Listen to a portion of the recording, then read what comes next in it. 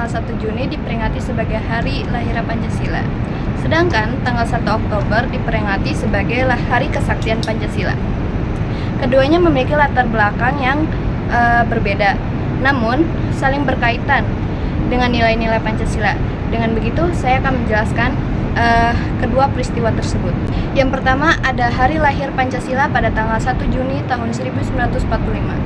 Pada tanggal 1 Juni tahun 1945, Soekarno yang pada saat itu merupakan tokoh pergerakan kemerdekaan Indonesia menyampaikan pidato di hadapan Badan Penyelidik Usaha-Usaha Persiapan Kemerdekaan Indonesia atau biasa kita sebut dengan sebutan BPUPKI. Dalam pidato tersebut, Soekarno memperkenalkan konsep dasar negara yang ia sebut dengan Pancasila.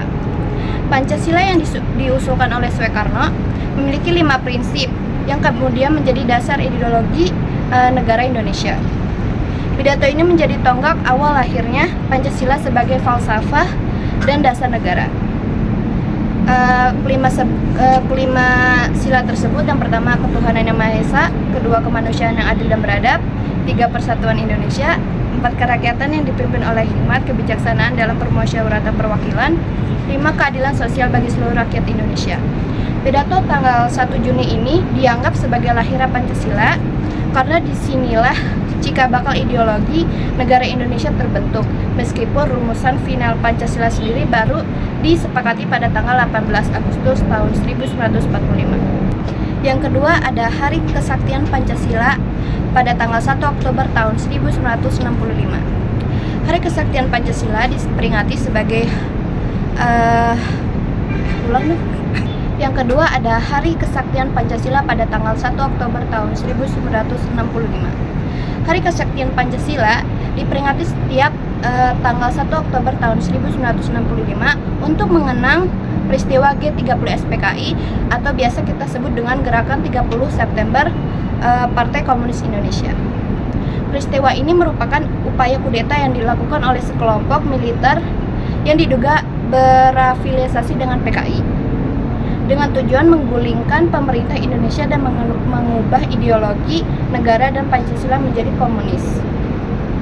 Dalam peristiwa ini, 7 perwira tinggi TNI dan DA diculik dan dibunuh oleh kelompok ini.